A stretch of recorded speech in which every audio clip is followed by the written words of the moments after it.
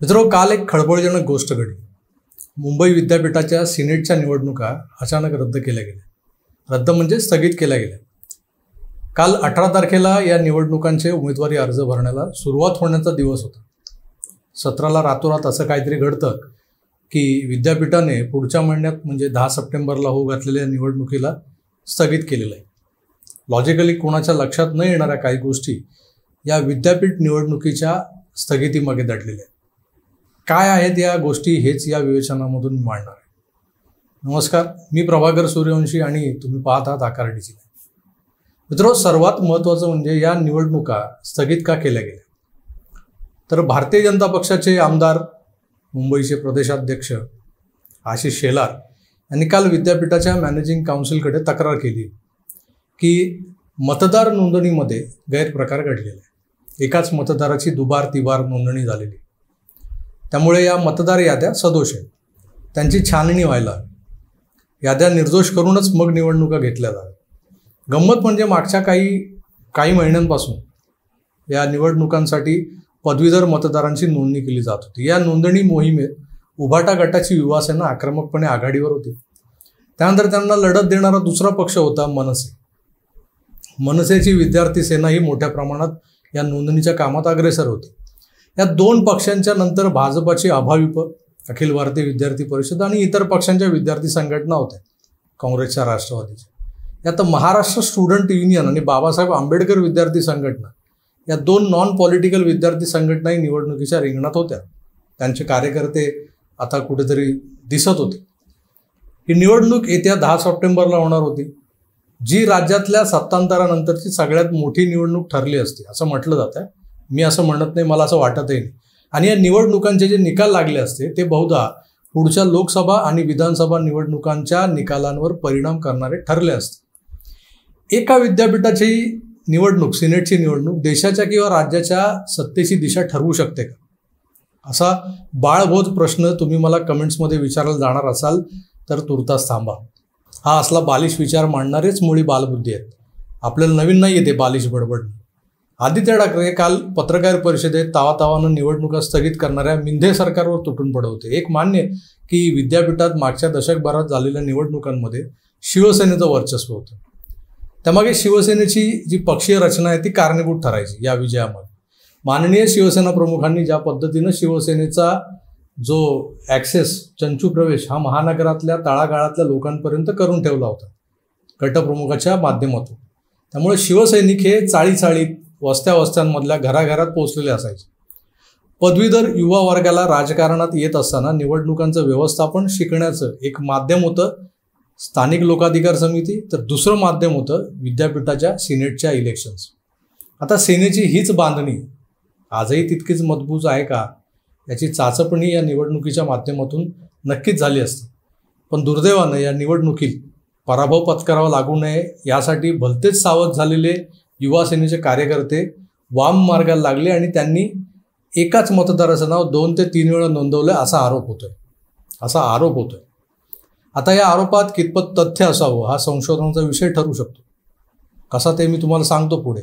मात्र त्यासाठी विद्यापीठाच्या गव्हर्निंग बॉडीनं परीक्षा स्थगित करून जर मतदार यादीची छाननी करून घेतली आणि त्यातल्या दुबार तिबार मतदारांची नावं शोधून काढली, जे बोगस मतदार आहेत त्याची नावं शोधून काढली, तर त्या मतदारांची नोंदणी कुणाच्या मार्फत झाली आहे हे सुद्धा शोधता येईल. म्हणजे दूध का दूध आणि पाणी वेगळं. अनेक वर्ष मुंबई शहरातल्या पदवीधरांमधल्या लाखभर मतदारांना शोधणं आणि त्यांची नोंद करून घेणं हे दिव्य पार पाडताना शिवसेनेचे युवा कार्यकर्ते आघाडीवर असायचे. त्यात आता मनसेच्या विद्यार्थी सेनेच्या कार्यकर्त्यांची भर पडलेली. अमित ठाकरे हे जेव्हापासून या स्टुडंट विंगचे प्रमुख म्हणून कामाला लागले तेव्हापासूनच या मनसेच्या विद्यार्थी सेनेचा प्रभाव सर्वत्र दिसायला लागलेला दिसतोय. दशकभर आधी या निवडणुका म्हणजे जबरदस्त राडेबाजीचा कहर असायचा. सेना, काँग्रेस आणि डाव्यांच्या विद्यार्थी संघटनांमध्ये हाणामाऱ्या ह्या ठरलेल्या असायच्या. भाजपाची विद्यार्थी चळवळ अभाविप ही जशी उत्तरेत प्रबळ आहे तशी किंवा तितकी महाराष्ट्रात नाही असं म्हटलं जातं. पण याच अभाविपमध्ये राजकारणाचा श्रीगणेशा करत इथेच राजकीय मुळाक्षरं गिरवत मेन स्ट्रीममध्ये आज नेतेपदावर, मंत्रिपदावर बसले अनेक धुरंधर आपल्याला दिसतात. हा चमत्कार कसा काय घडला असावा जर ही अभाविप एवढी प्रबळ नसती तर, सक्षम नसती तर. मुंबईतल्या विद्यार्थी चळवळीतून पुढे मोठे होत गेलेले काही अनेक नावं आहेत. माजी मंत्री विनोद तावडे त्यातलेच एक. किरीट सोमय्या आणि त्यांच्या पत्नी मेधा यासुद्धा अभाविपमधूनच पुढे आलेल्यांपैकी आहे. सोमय्यांचा विषय निघाला आहे म्हणून एक गंमत किंवा एक निरीक्षण सांगतो. ज्यांना राजकारणात करिअर करायचं आहे अशा लोकांना या विद्यार्थी चळवळी खुणावत असतात. तशाच त्या काही प्रेमळ मंडळींना, म्हणजे ज्यांना सतत प्रेम करावंसं वाटतं त्या मंडळींना आणि काही लग्नाळूंनाही या विद्यार्थी संघटना जवळच्या वाटतात. अनेकांची लग्न याच चळवळीत वळवळ करता करता जुळलेली आहे. हे नाकारता न येणारं सत्य आहे. अगदी काही नेत्यांच्या कौटुंबिक या सणावळ्या काढून बघा, इतिहास काढून बघा, हेच दिसेल तुम्हाला. असो मित्रो, सिनेटच्या निवडणुका स्थगितीमागचं खरं कारण ज्याला समजूनच घ्यायचं नाही तो माणूस आज मुख्यमंत्री एकनाथ शिंदेंच्या नावानं लाखोली वाहत होता. मूलतः मुद्दा असा आहे की शिंदेंच्या शिवसेनेची युवासेना आणि त्याची ताकद युवासेनेची याचा अंदाज अद्याप आपल्याला आलेला नाही आहे. तसाच तो शिंदेंच्या युवा सैनिकांना देखील आलेला नसेल. त्यांची स्ट्रेंथ काय? पूर्वेश सरनाईक असो की राहुल कनाल, अमय घोले असो की समाधान सरवणकर यांच्यासारखे जे युवा सैनिक जे एकेकाळी आदित्य ठाकरेंचे दायेबाये होते त्याच उभाटाच्या युवा सेनेत नाही आहेत. यांचेही म्हणजे त्या लोकांचे स्वतःचे असे कार्यकर्ते असतीलच की त्यांनी किती जोरदार नोंदणी केली आहे, मतदार नोंदणी केली हे सुद्धा या निवडणुकीच्या माध्यमातून समोर आलं असतं. पण गंमत अशी आहे की शिंदेंच्या गटातल्या संघटनात्मक बांधणीचा विषय निघाला की अनेक राजकीय विश्लेषक सरळ सरळ आपलं मत व्यक्त करून मोकळे होतात की त्यांची तळागाळात बांधणी दिसतच नाही. यामागे जे कारण आहे ते समजून घ्या. आज सेनेच्या मुंबईभरातल्या शाखांचे सगळेच शाखा प्रमुख हे उभाटा सोडून शिंदेंकडे आलेले नाही आहेत. पण त्याच शाखेच्या प्रभागात शिवसेनेनं, शिंदेंच्या शिवसेनेनं आपला नवा शाखा प्रमुख नेमलाय की उभाटा गट शाखा सोडत नसेल, शाखेचा ताबा सोडत नसेल तर दुसऱ्या शाखेत शिंदेंच्या सेनेचा शाखा प्रमुख बसतोय. आज काही ठिकाणी दोन्ही गट आलटून पालटून एकाच शाखेत बसत आहेत. काही सकाळी बसत आहेत, काही संध्याकाळी बसत आहेत. काहींचे वार ठरलेत, सोमवारी तुम्ही, मंगळवारी आम्ही. ठाण्यातही घडले असं. कारण शाखेवरचा दावा कोणाला सोडायचा नाही. आज गटातटात ही शिवसेना विभागली गेली पण दोन्ही गटांना शाखेवरचा दावा सोडायचा नाही. विभागात जुने नवे असे गट-तट निर्माण झालेले आहेत, नो डाऊट. पण त्याचा गवगवा नसल्यानं आज कुठल्याही भागातली जुनी शाखा आणि तिथला तो जुना शाखा प्रमुख आपल्याला दिसतो. हे वरवरचं विश्लेषण करणारे लोक या जुन्या गर्दीलाच खरी शिवसेना समजून बोंबा मारतायत की आजही तळागाळात शिंदेंची शिवसेना पोहोचलेली नाही. तसंच युवासेनेचं देखील आहे. पण आपण असं धरून चालूयात की आदित्य ठाकरेंच्या युवासेनेचाच विद्यापीठात बोलबाला आहे आणि हे गृहीत धरून शिंदेंच्या युवासेनेनं या निवडणुकांमध्ये आपला जोर लावलेला नव्हता. लढत जर कोणामध्ये होणार होती, कुठल्या पक्षांमध्ये होणार होती तर ती उभाटा आणि मनसेमध्ये. अखिल भारतीय विद्यार्थी परिषद देखील स्पर्धेतच नव्हती असं आपण म्हणून चालू. कारण मागच्या वेळेस 10 पैकी 8 जागा युवासेनेला मिळाल्या होत्या आणि 2 जागा मनसेच्या विद्यार्थी सेनेला. त्या अशा पद्धतीने विभागल्या गेल्या.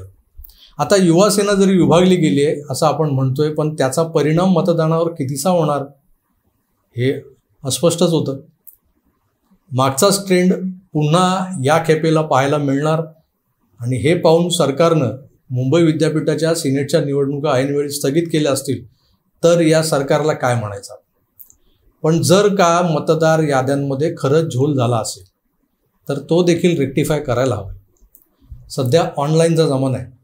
ही मतदार नोंदणी ऑनलाईनच झालेली आहे. त्यात पॅन कार्ड, आधार कार्ड, बायोमेट्रिक, OTP असे सगळे सोपस्कार पार पाडले जातात. मगच मतदार नोंदवला जातो. एकदा हे सगळं नोंद झालं की त्याच आयडेंटिटीवर म्हणजे युनिव्हर्सिटीच्या तुमच्या कॉन्व्होकेशन सर्टिफिकेटच्या नंबरवर दुसरा मतदार नोंदला जात नाही. मग दुबार आणि तिबार मतदार आले कुठून, बोगस मतदार आले कुठून असा सवालही उभा राहतो. मित्रांनो, हे सिनेट जे असतात ना, महाविद्यालयीन विद्यार्थ्यांना त्यांच्या शैक्षणिक कारकिर्दीत येणाऱ्या अडीअडचणी सोडवण्यासाठी धावत असतात. विद्यापीठचं जे प्रशासन आहे, विद्यापीठ प्रशासन, सरकारचा उच्च शिक्षण विभाग आणि महाविद्यालय यांच्यात समन्वय साधणं, विद्यार्थ्यांचं हित जोपासणं हे सिनेटचं काम असतं. त्यासाठी अनेकदा आंदोलनं, मोर्चे असे अनेक मार्ग अवलंबले जातात. शिष्टमंडळं, चर्चा, निवेदनं असे सोपस्कार पार पाडले जातात. यातूनच एक सक्षम, एक जबाबदार लोकप्रतिनिधी बनण्याची प्रक्रिया सुरू होते. त्यामुळेच अलीकडे या सिनेट निवडणुकांना एक ग्लॅमर आलेलं आहे.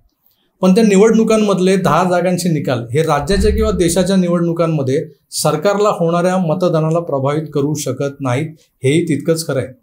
त्यामुळे लोकसभा निवडणुकींपूर्वी अशी कुठलीच निवडणूक नको जी हरण्याची भीती या विद्यमान सरकारला वाटते. आणि या भीतीमुळे सिनेटची निवडणूक स्थगित केली गेली आहे हे मला तरी पटत नाही.